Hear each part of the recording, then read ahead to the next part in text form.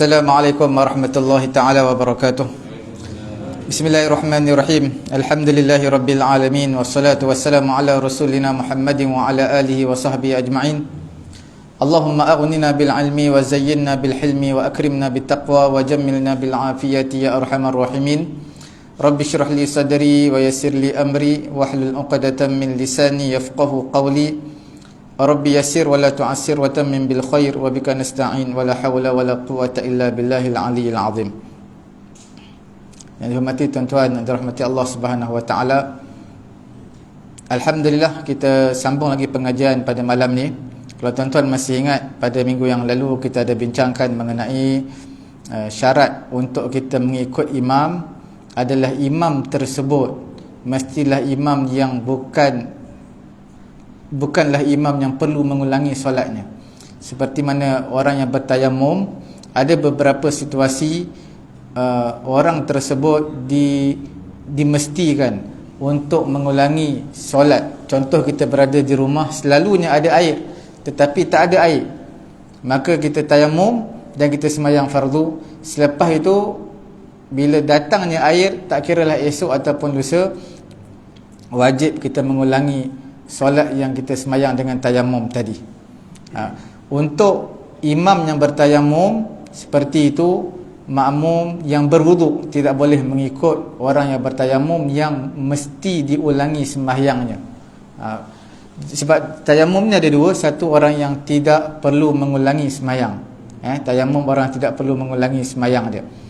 Situasi yang kedua ni, maksud saya yang perlu kita ulangi sembahyang, yang tidak perlu, tidak boleh bagi makmum mengikuti imam yang mana imam tersebut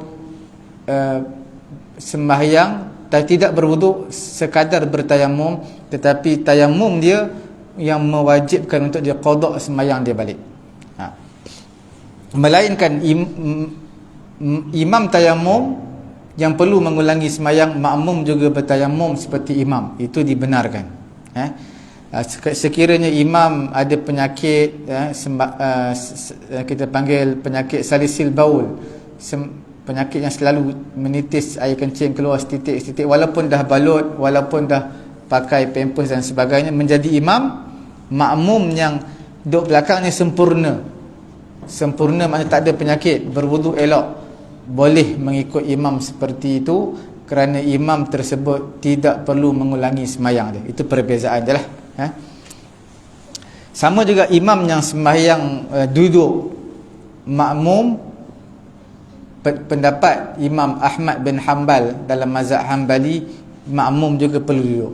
Sebab Nabi bagi tahu, innama ju'ilal imam liyutamma bih, dijadikan imam untuk diikuti. Imam duduk, makmum pun duduk sekali dengan imam. Dalam mazhab Syafi'i tidak, berdasarkan hadis, iaitu Nabi SAW di akhir-akhir sakit ketika kewafatan Nabi keluar juga sembahyang berjemaah, tapi Nabi keluar agak lewat. Abu Bakar menjadi imam.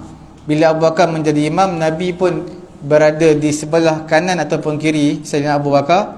Daripada ketika itu, Sayyidina Abu Bakar undur ke belakang, Nabi duduk. Saya tak pasti, saya lupa sama ada sebelah kanan atau sebelah kiri.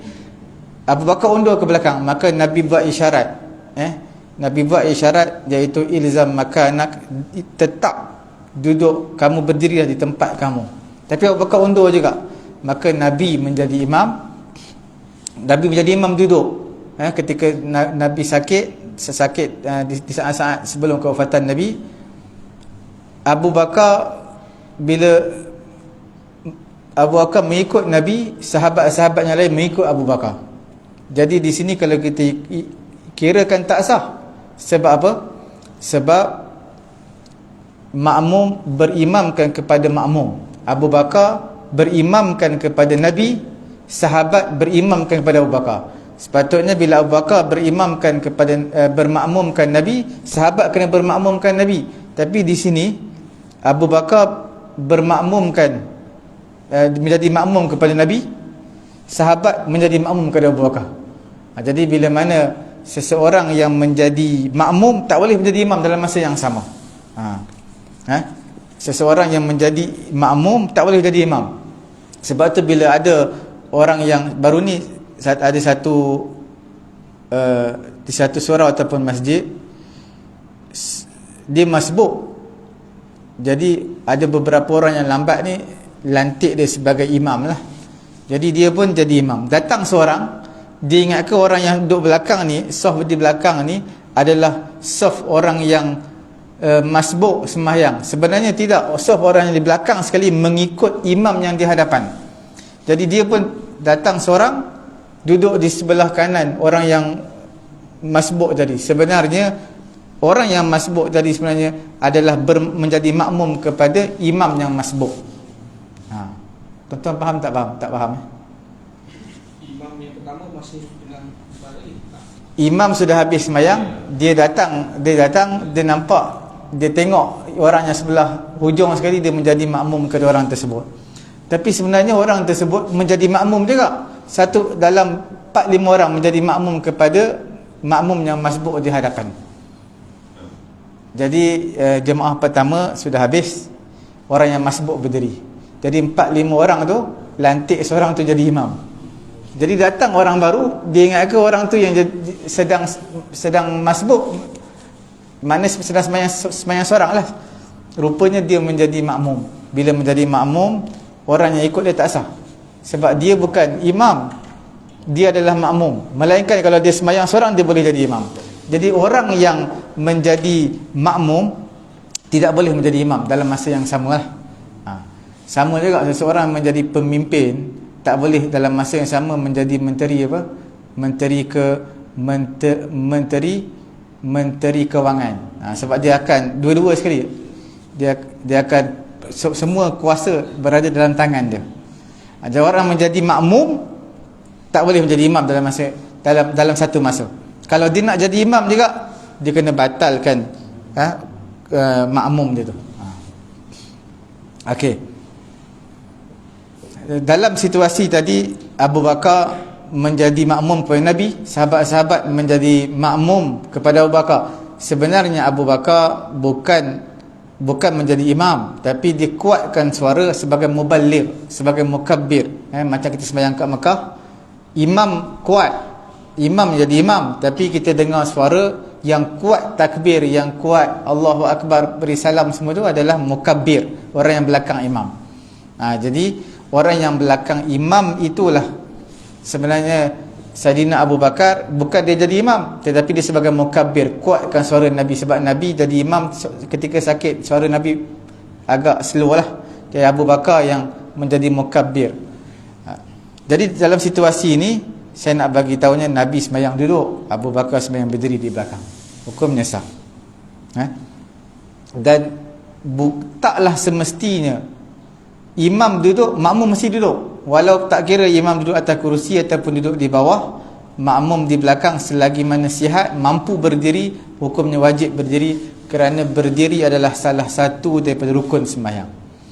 Kita lihat pada malam ni insya-Allah ada beberapa situasi dipanggil sebagai mukhalafah fahishah, perbezaan antara imam dan juga makmum yang teruk. Perbezaan ini menyebabkan sembahyangnya batal.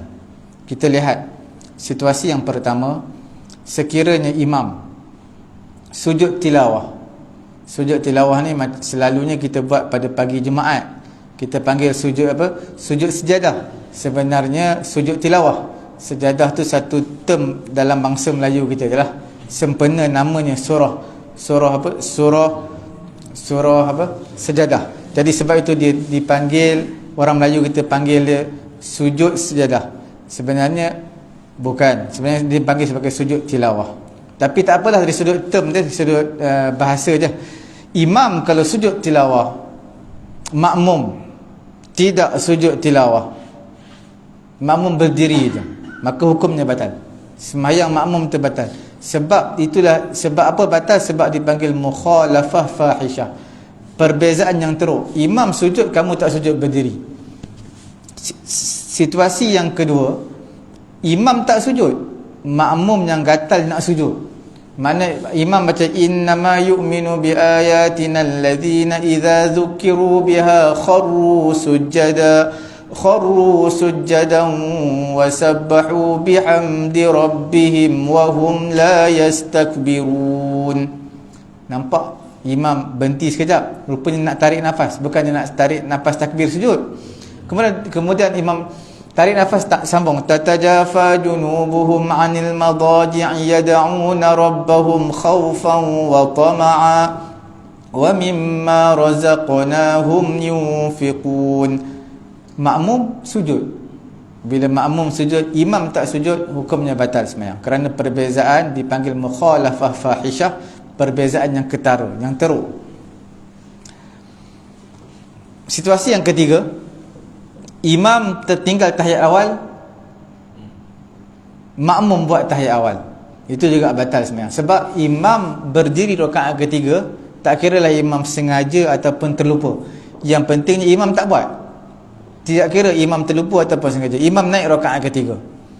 Yang makmum ni, persoalan kita makmum ni, kalau dia buat juga tahiyat awal, hukumnya batal sembahyang makmum, melainkan dia niat mufaraqah. Mufaraqah makna keluar daripada mengikut imam, itu dibenarkan.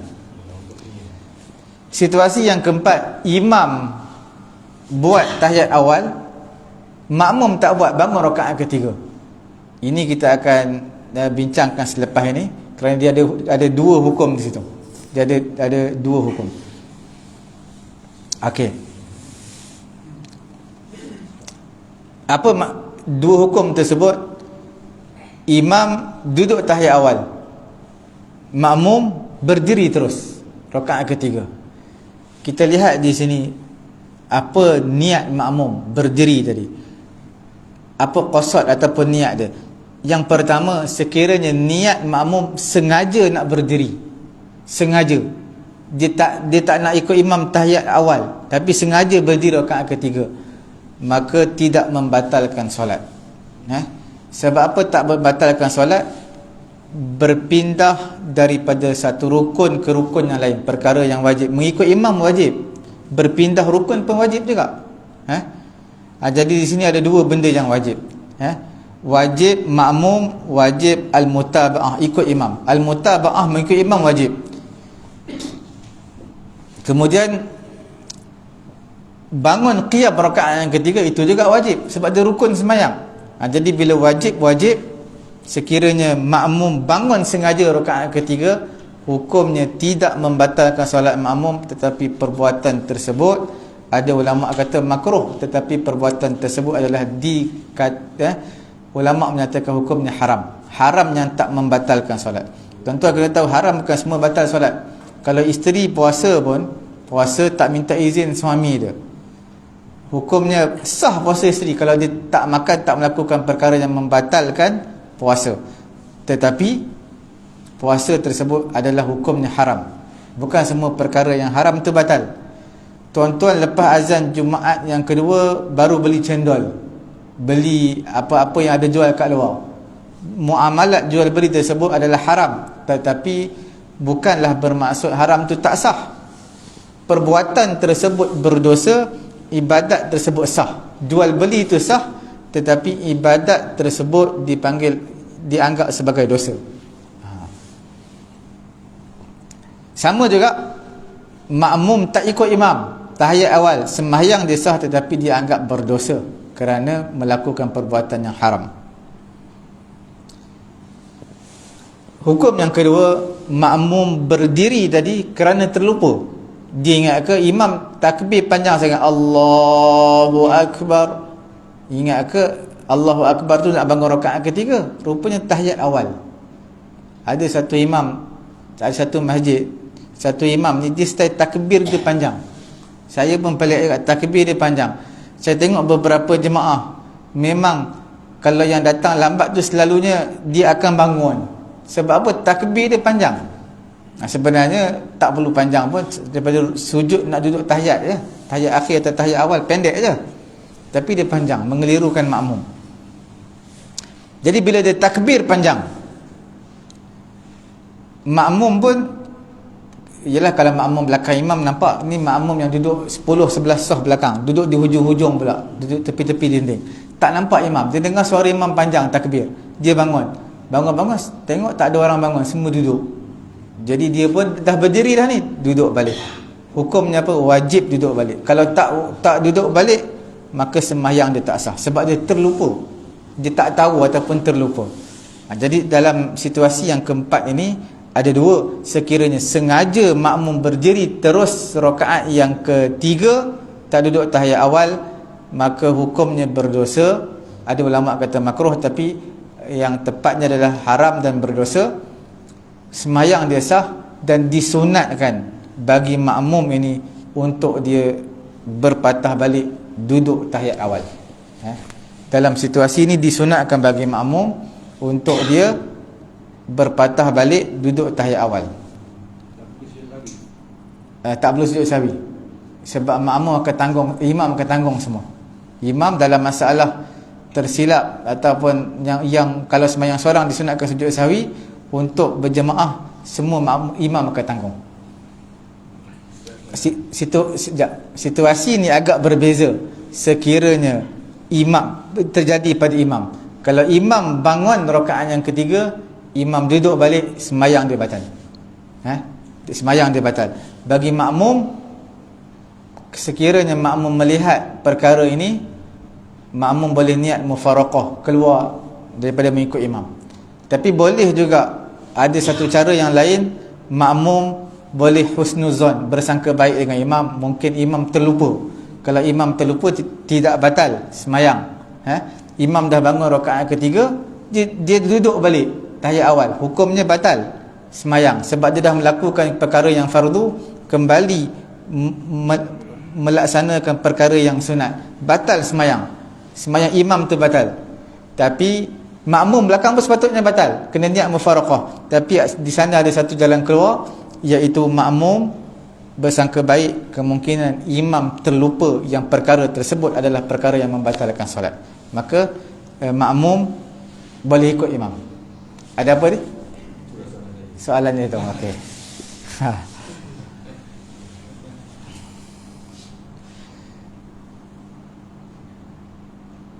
Dan di sana juga ada mukhalafah, imam dan juga makmum bertentangan, tetapi tidak membatalkan sembahyang.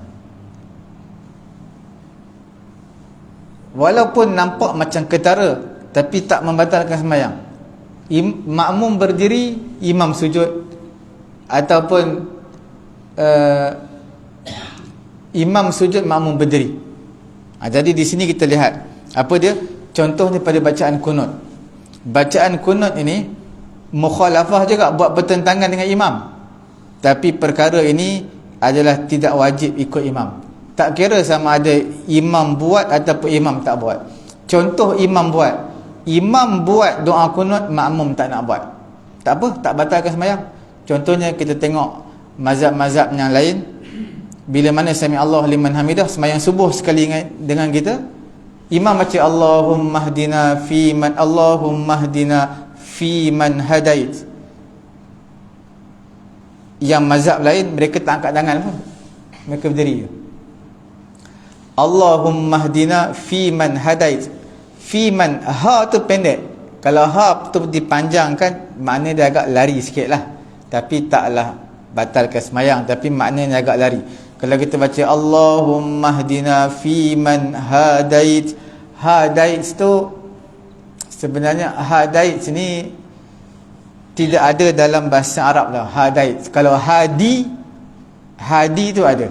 Hadi, pemberi, kita panggil noun, iaitu orang yang memberi hidayah, memberi petunjuk. Kalau hadait panjang, dia tidak membawa makna lah. Kalau verb pendek kan, kalau dia memberi hidayat, ha itu dipendekkan jadi verb. Kalau ha itu dipanjangkan, hadi itu bermaksud noun, iaitu pemberi hidayat, orang yang memberi hidayat. Jadi yang tepatnya Allahumma hdina fi man hadait, ha itu dipendekkan. Situasi yang pertama ni, imam membaca doa kunut, makmum tak nak baca, boleh juga, tak batal sembahyang. Tapi yang penting jangan makmum sujud lah, makmum berdiri je, tak nak baca, boleh. Ataupun imam tak baca, makmum baca, boleh. Dua-dua boleh. Tidak jadi masalah. Cuma dalam situasi ni, bila mana imam tak baca doa kunut, disunatkan bagi imam sujud sahwi, dan disunatkan bagi makmum sujud sahwi juga kalau imam tak buat. Dalam masalah sujud sahwi ni, hukumnya wajib bagi makmum ikut imam. Tak kira lah makmum imam ni mimpi ke mengigau ke apa, sujud lepas tahiyat sebelum beri salam. Tak tahu apa salah imam, makmum ni wajib dia ikut je. Imam sujud, sahwi sujud, apa salah imam tak tahu, ikut. Yang penting wajib kita mengikut imam. Imam saja yang tahu salah dia, kita tak tahu. Sekiranya doa kunut, jelas lah. Kalau doa kunut imam tak buat, makmum disunatkan buat sujud sahwi. Sujud sahwi. Dan disunatkan juga bagi makmum ini untuk melakukan doa kunut yang pendek. Selalu orang baca apa? Allahumma ghfirli ya ghafur. Allahumma ghfirli, doa, wahai Allah, ampunkanlah dosaku. Itu adalah doa. Ya ghafur adalah pujian, sana. Sana tu maksud pujian. Doa kunut ini adalah gabungan daripada dua benda. Yang pertama adalah dipanggil sebagai doa, Allahumma ghafirli. Yang kedua adalah pujian, ya ghafur, wahai zat yang maha pengampun. Dua tu je. Tapi kalau tuan-tuan nak baca doa kunut panjang pun boleh. Allahumma hdini fiman hadait wa afini fiman afait, dengan syarat jangan sampai imam dah habis duduk antara dua sujud baru tuan-tuan masih tak sujud lagi. Itu tidak dibenarkan. Yang penting kalau tuan-tuan nak baca doa kunut, tuan-tuan yakin doa kunut yang panjang, tuan-tuan yakin tuan-tuan akan sempat bersama dengan imam. Pada duduk antara dua sujud tu mesti bersama dengan imam. Kalau nak baca doa kunut panjang, imam dah habis duduk antara dua sujud untuk kali yang kedua, maka tak dibenarkan lagi untuk tuan-tuan mengikut imam pada ketika itu, sebab telah mukhalafah. Mukhalafah apa? Makna telah tuan-tuan telah berbeza dengan imam, tertinggal dengan imam dua rukun. Sebab syarat nak mengikut imam, tidak boleh tertinggal dua rukun. Dua rukun tak kira pendek ataupun panjang, tanpa sebarang keuzuran. Untuk orang yang ada keuzuran lah, seperti baca lambat ke apa ke, itu tak apa, tak ada masalah. Dalam 3 rukun yang panjang itu diberi kelonggaran, terutama pada bacaan Fatihah, selalunya kita bincangkan. Tapi dalam situasi ni dia tak diberi keuzuran apa-apa pun, sebab doa kunut tu sunat, bukan wajib. Jadi bila mana doa kunut imam dah sujud, itu adalah rukun yang pertama. Imam bangun daripada sujud, itu adalah rukun yang kedua. Imam sujud letak dahi untuk sujud yang kedua, makmum tak sujud lagi, sembahyang makmum tak sah, batal, sebab tertinggal 2 rukun bersama dengan imam. Dalam masalah kunut ini dia agak berbeza sedikit lah. Berbeza sedikit dengan masalah yang kita sebutkan tadi, tertinggal tahiyat awal ataupun untuk sujud tilawah. Okey. Mengenai dengan 2 rukun ini, tak kira 2 rukun ke hadapan atau 2 rukun terlambat sengaja, maka batal sembahyang. Contoh, 2 rukun di sini bermakna 2 rukun fi'aliyah. Fi'ali ni makna perbuatan. Contohnya, imam dah habis baca Fatihah, tuan-tuan pun dah habis baca Fatihah, cuma tuan-tuan tak nak rukuk. Bila tak nak rukuk ni, ialah tak kira lah tuan-tuan zikir ke, baca ayat Quran ke, baca surah ke, khayal ke apa ke, tapi tak rukuk bersama imam. Imam dah rukuk, Fatihah makmum dah habis, imam sami Allahu liman hamidah, rukun yang kedua, makmum tak rukuk lagi, tak ada sebab. Bila mana sujudnya imam, dahi imam sampai saja ke sejadah, batal sembahyang makmum. Sebab apa? Tertinggal 2 rukun bersama dengan imam tanpa sebarang sebab. Itu terlewat. Kalau cepat. Contoh, kita bagi contoh tadi, imam tahiyat awal, kita tak buat tahiyat awal, kita bangun rakaat ketiga sengaja, tak batal, sebab satu rukun baru. Tapi imam tak bangun lagi tahiyat awal, tuan-tuan dah rukuk, maka bila rukuk masih tak batal lagi. Bila tuan-tuan bangun sami Allahu liman hamidah, dikira 2 rukun dah habis. Cepat daripada imam 2 rukun, maka batal sembahyang dia. Tertinggal satu rukun, cepat ataupun lambat satu rukun bersama dengan imam, hukumnya adalah haram, berdosa, tak batal sembahyang. 2 rukun batal sembahyang. Okey? Boleh?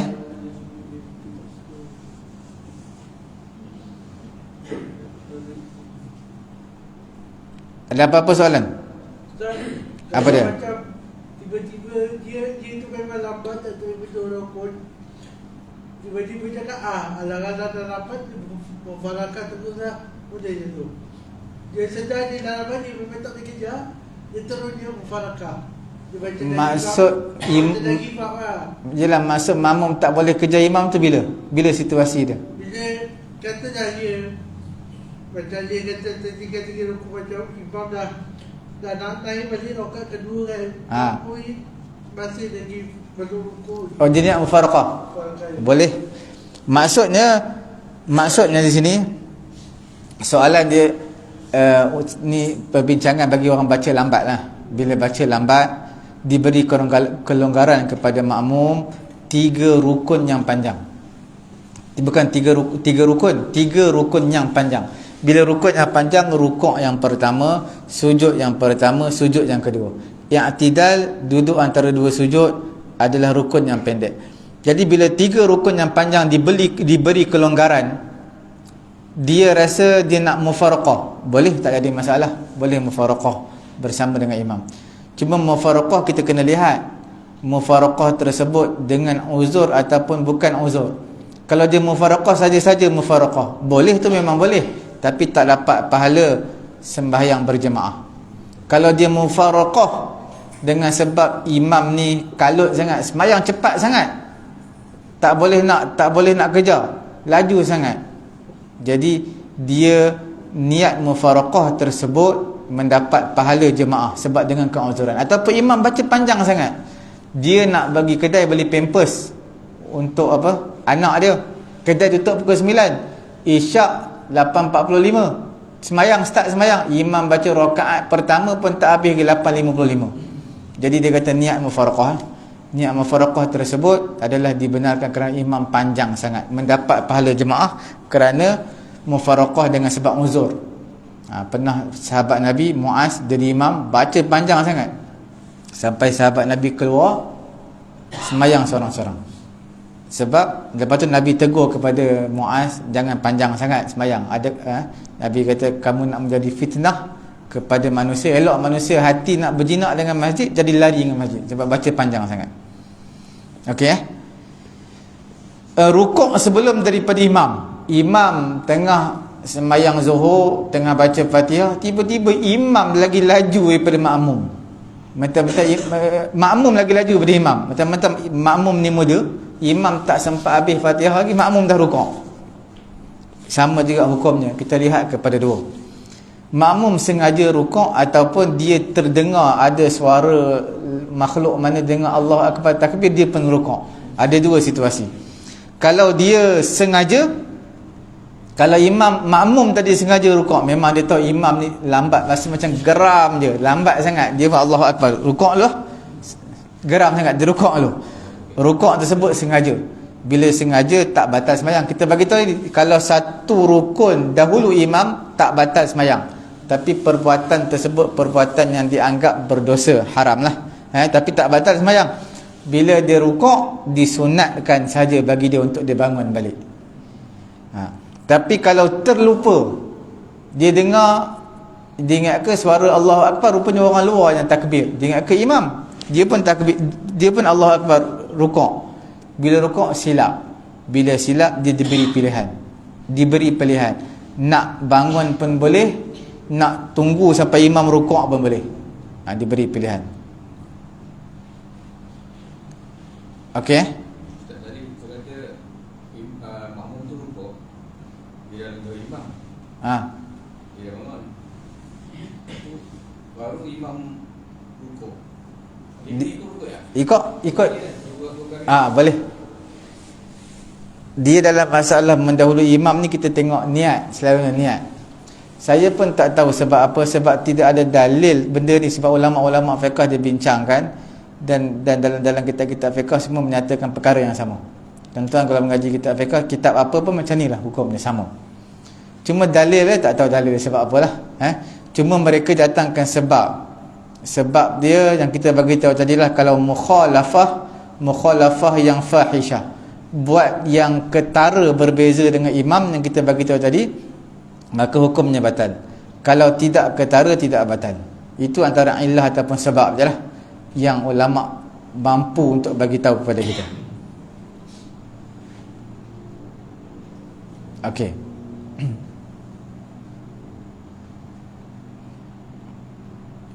Kemudian yang kita sebutkan tadi, kalau tuan-tuan masih ingat, kalau makmum tersalah, imam takbir panjang, dia pun bangunlah rakaat yang ketiga. Bila bangun rakaat yang ketiga, rupa-rupanya imam duduk tahiyat awal. Apa hukum bagi makmum? Duduk tu wajib ke sunat? Wajib. Dia kalau kita kata kalau makmum tersalah, wajib ikut kepada imam. Kalau makmum sengaja, maka tidak wajib.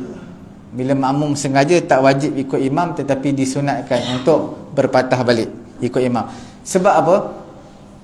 Sebab makmum ini mengikut imam tu wajib. Makmum dalam situasi dia terlupa, dia hanya bergantung kepada imam.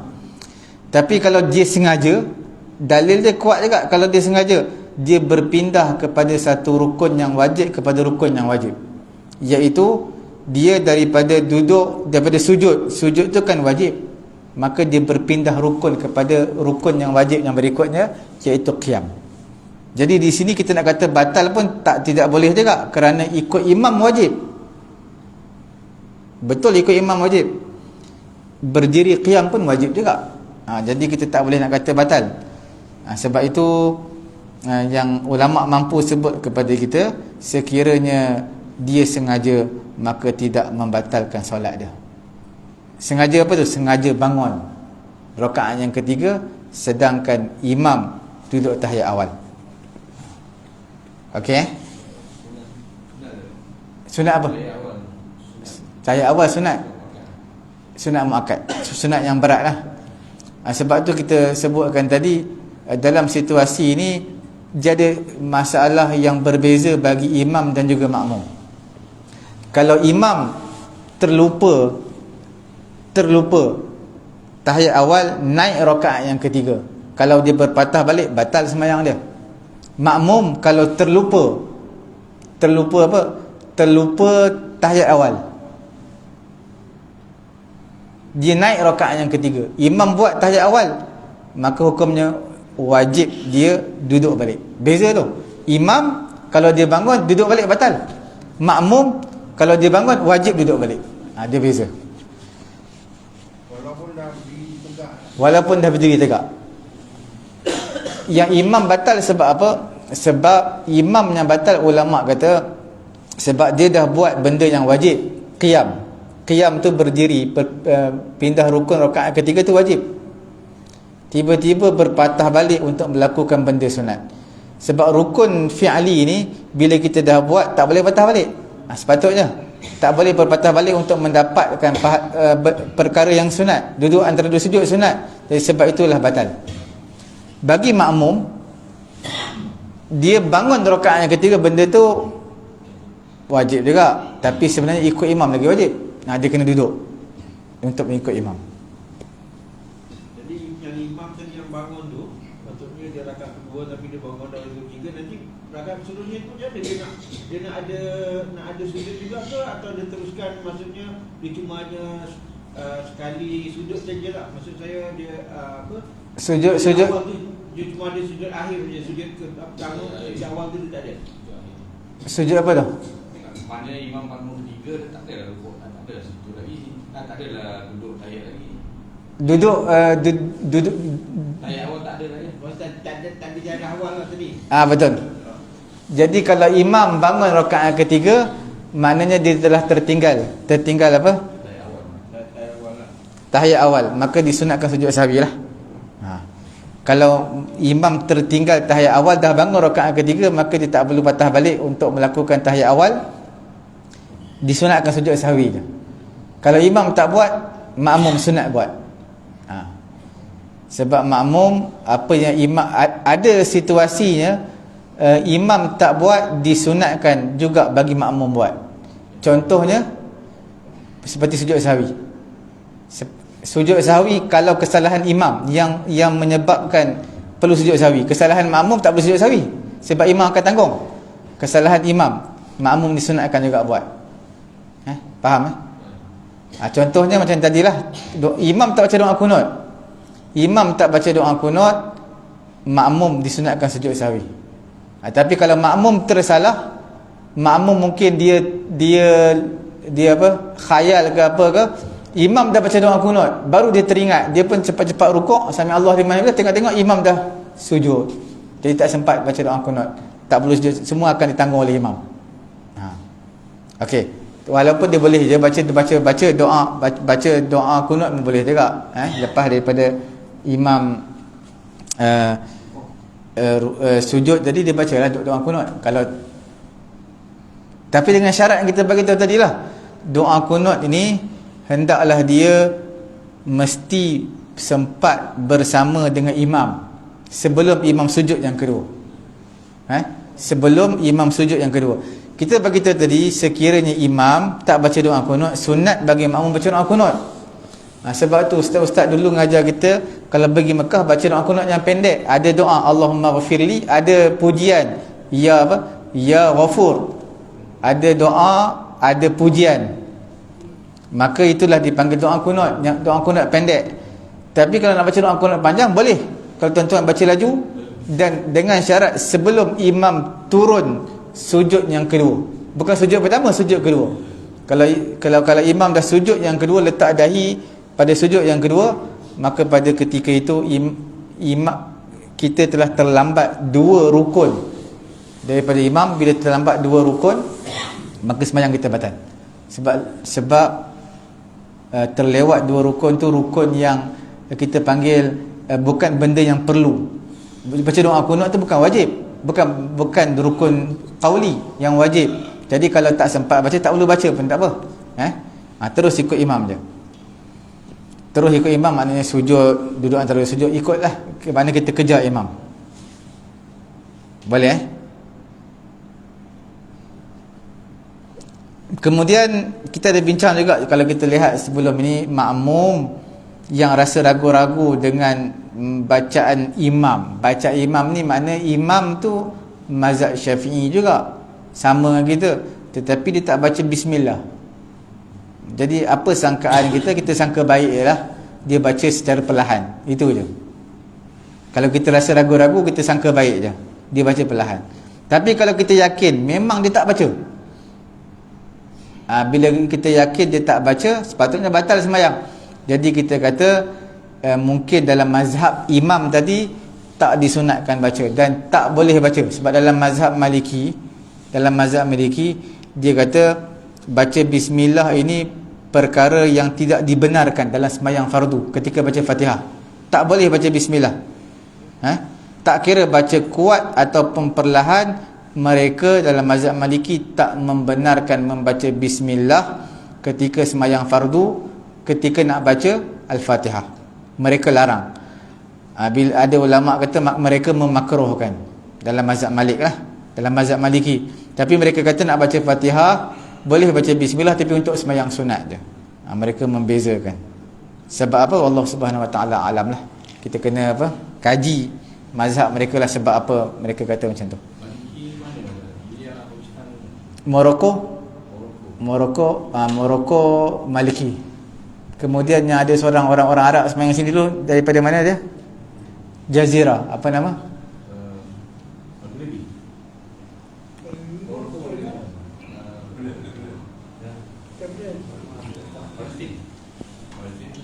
Jazair.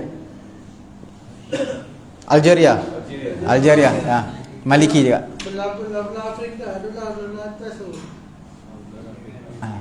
Morocco, Algeria. Dia mazhab Maliki, sebab tu bila kita baca doa kunut, mereka tak baca doa kunut. Mereka doa kunut subuh juga, tapi selepas daripada bacaan surah. Makna sebelum rukuk. Kita baca doa kunut subuh juga, sama. Tapi kita selepas sami Allahu liman hamidah.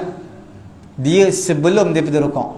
Makna sebelum pada rukuk, dia baca Fatihah, dia baca surah, kemudian baru baca doa kunut. Tapi doa kunut dia baca secara perlahan. Itu beza dia lah. Alasan dia tak baca bismillah tu apa tak? Itu saya tak tahu. Tapi sebab dia agak pelik. Sebab dia kata baca bismillah tak boleh semayang fardu, tapi semayang sunat boleh. Tak tahu sebab apa. Dia ada kena-mena dengan 7 ayat juga. Betul, memang ada kena-mengena. Memang Fatihah ada 7 ayat. Sama ada bismillah tu dianggap 1 ayat ataupun tidak, ataupun siratal ladzina an'amta alaihim dianggap 1 ayat. Tapi masalahnya, sebab apa dia memakruhkan, tidak membenarkan baca pada sembahyang fardu, tapi sembahyang sunat disuruh baca pula. Dia benarkan untuk baca, tapi sembahyang fardu dilarang untuk baca. Tak tahu sebab apa. Dalam mazhab yang lain mereka kata sunat. Dalam mazhab-mazhab yang lain semua sunat baca. Cuma mereka berbeza sama ada disunatkan kuat ataupun secara perlahan. Majoriti di kalangan ulama mazhab-mazhab mereka kata adalah disunatkan perlahan. Kecuali mazhab Syafi'i yang disunatkan kuat bismillah untuk Al-Fatihah. Mazhab-mazhab lain semua baca secara perlahan. Okey. Cukup sekadar tu. Cadang saya nak baca tadi mengenai dengan ada syarat-syarat untuk mengulangi sembahyang fardu sebenarnya.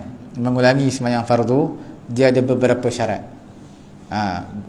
Mana ada syarat pertama, kedua, ketiga, keempat, kelima. Kalau cukup syarat ni baru kita boleh ulang sembahyang fardu.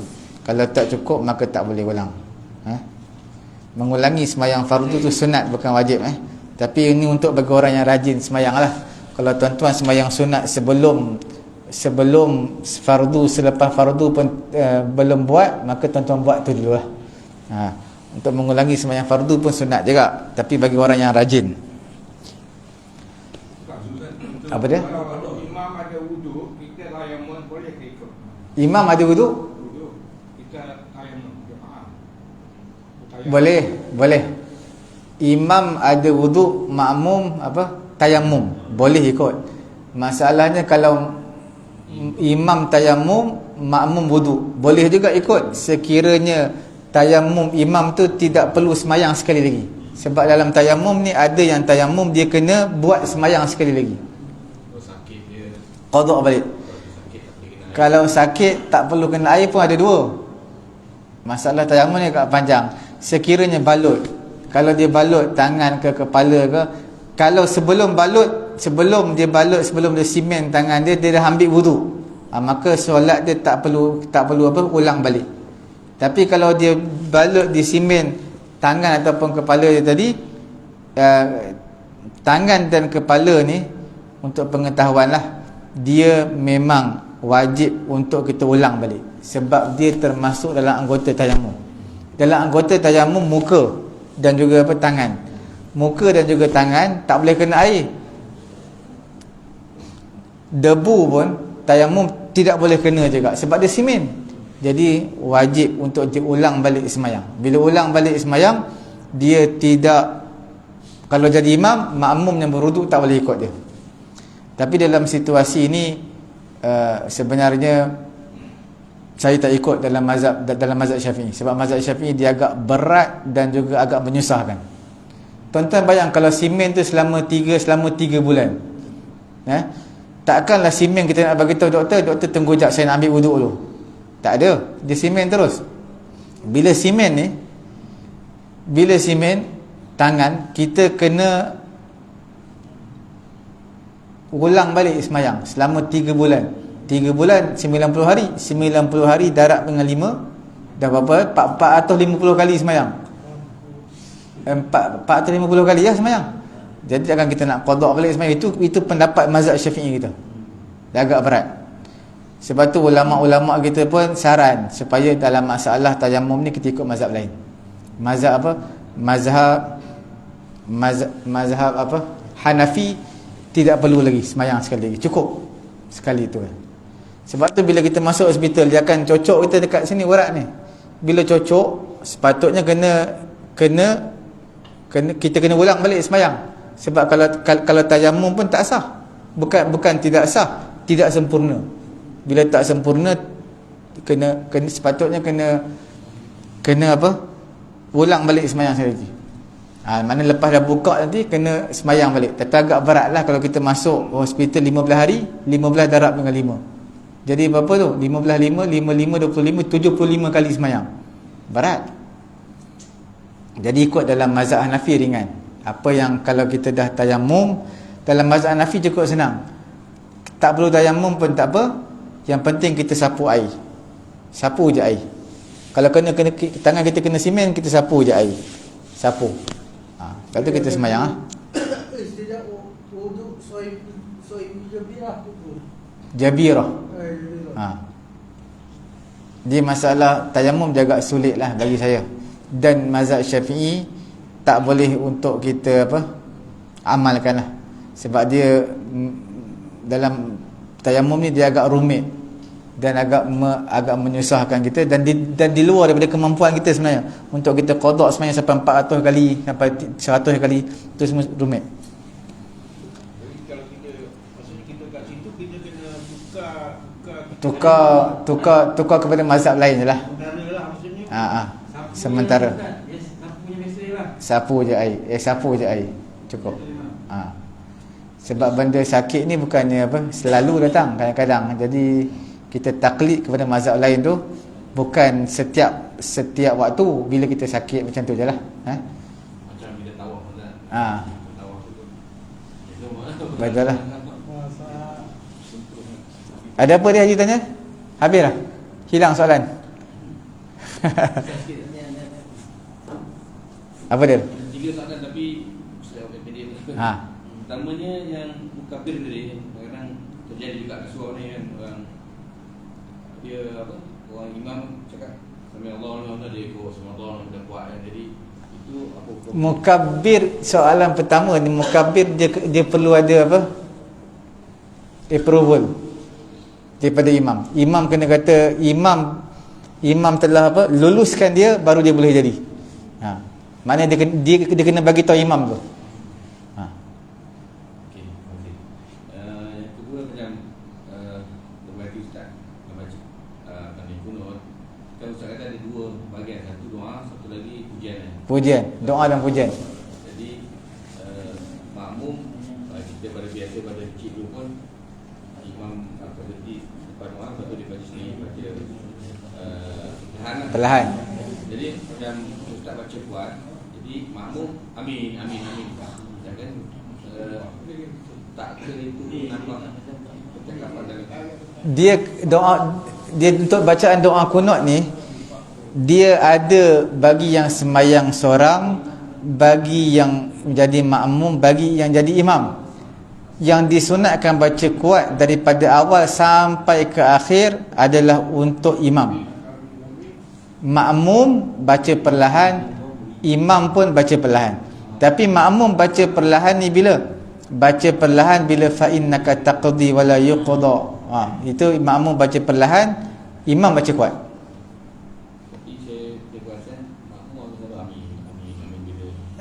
Kalau makmum amin pun tak apa, boleh juga. Tapi yang terbaik adalah makmum baca sekali dengan imam.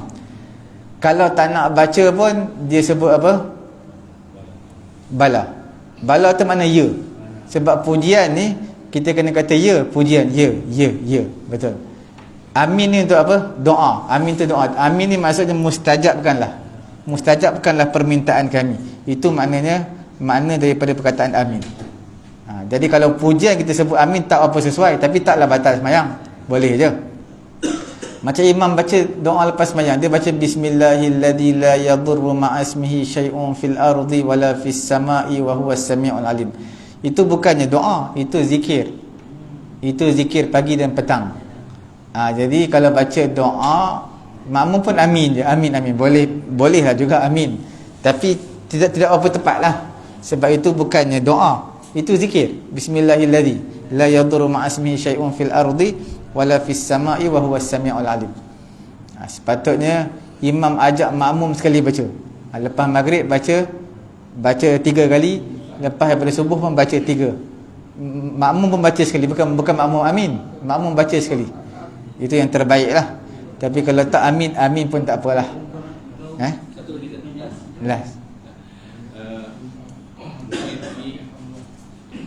Saya dengar lama lah, tapi saya pernah tengok orang buat je.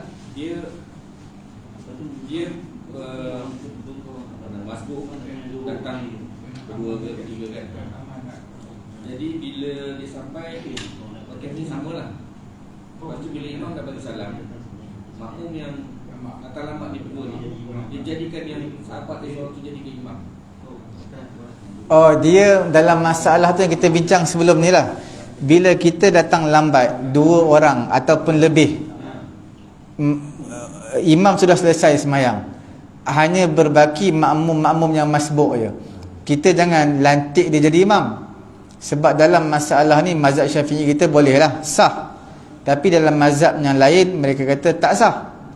Jadi untuk meraihkan mazhab lain, lebih baik kita buat jemaah sendiri. Kita ada beberapa orang, kita buat jemaah sendiri. Makna di antara kita jadi imam, yang lain tu apa? Makmum. Kalau kita lantik orang yang masbuk jadi imam, boleh. Dalam mazhab kita boleh lah. Tapi dalam mazhab yang lain, sebahagiannya mereka tidak setuju. Mereka kata tidak sah. Jadi untuk meraihkan mazhab yang lain, disunatkan kita buat jemaah lain. Tidak perlu ikut berimamkan kepada imam yang masbuk. Maksud saya yang tadi tu, dia begini, dia masuk katalah rakaat ketiga. Maksud dia kata 3 orang datang bersama. Rakaat ketiga. Rakaat keempat, imam bagi salam, dia mau masuk rakaat kedua lah mungkin. Ya. Jadi dia bergerak macam dijadikan salah seorang daripada itu jadi imam. Yang Jangan dia bersama dengan imam satu rakaat, 2 rakaat tadi. lepas tu dia jadi pula kawan dia imam. Tak.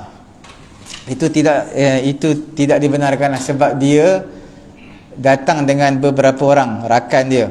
Dia jadi makmum. Tiba-tiba bila dia masbuk, bila imam beri salam, dia masbuk, dia bangun berdiri, dia pula lantik kawan dia tadi menjadi imam kepada dia. Itu tidak dibenarkan lah. Sebab apa? Sebab dia dah jadi makmum. Yang kawan dia tadi pun jadi makmum juga. Sebab apa dia nak lantik kawan dia untuk jadi imam pula? Dalam situasi ni kalau dibenarkan pun, hanya dibenarkan orang yang sembahyang seorang-seorang, lepas tu dalam tengah-tengah tu diniat makmum, itu boleh. Contoh saya sembahyang seorang-seorang, tiba-tiba ada jemaah depan saya, baru start.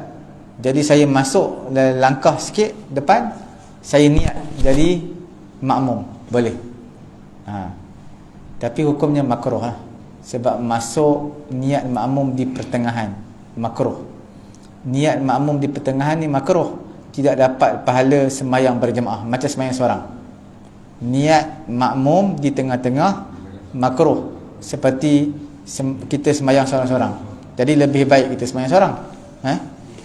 Sebab mazhab yang lain tak membenarkan tu. Mazhab lain tak benarkan niat di tengah-tengah, niat makmum di tengah-tengah.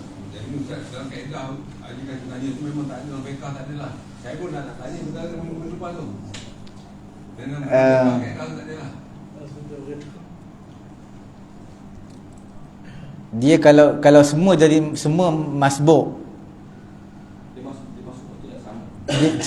semua masbuk, tiba-tiba dia lantik sahabat dia untuk menjadi imam, Maknanya niat makmum ni di tengah-tengah kan? Dia makmum tengah-tengah, niat makmum tengah-tengah makruh Kalau niat makmum tengah-tengah makruh. Bila makruh tak dapat pahala, tidak dapat pahala semayang secara secara ni lah, jemaah lah. Maksud adik kasih ada ke dalam kaedah fiqah ada tak cara yang adik kasih tadi tu? Tu maksudnya memang tak ada lah Ustaz. Memang tak ada lah kaedah tu. Kalau ada pun makruh. Makruh. Tak nak ingat ada satu kaedah. Tak ada. Tak ada kaedah. Tak ada. Maksudnya yang dikatakan tadi, maksudnya dia nak ikut kaedah macam yang Nabi Muhammad dengan Abu Bakar tadi tu, maksud dia. Nabi Muhammad dengan Abu Bakar. Yang mula-mula tadi dia. Dengan mula-mula tadi tu. Yang Ustaz boleh cerita. Mula-mula tadi Abu Bakar jadi imam, Nabi pun masuk, kemudian Nabi jadi imam, Abu Bakar jadi makmum. Sama ke dia situasi lain kan? Lain. Sama. Tak. Ini cerita pasal 3 orang. Tak lain. Situasi dia agak lain sikit lah. Sebab itu Abu Bakar jadi imam, Nabi datang, Nabi jadi imam, dia jadi makmum. Yang tadi tu tiga-tiga tu makmum. Tapi sebenarnya boleh kalau dia jadikan sahabat dia sebagai imam pun boleh, tapi makruh lah, makruh. Sebab niat pertengahan, niat berjemaah di pertengahan jadi makruh lah. Makruh. Okey. Kita tutup majlis dengan tasbih kafarah. Subhanallahumma wa bihamdihi, subhanakallahumma wa bihamdika, asyhadu an la ilaha illa anta, astaghfiruka wa atubu ilaik. Bismillahirrahmanirrahim. Alhamdulillahirabbil alamin, wassalatu wassalamu ala rasulina Muhammadin wa ala alihi wa sahbihi ajma'in. Allahumma anfa'na bima 'allamtana wa 'allimna ma yanfa'una wa zidna 'ilma. Alhamdulillahi ala kulli hal wa na'udzu billahi min hali ahli an-nar. Wa sallallahu ala sayyidina Muhammadin wa ala alihi wa sahbihi ajma'in. Alhamdulillahirabbil alamin. Taqabbalallah.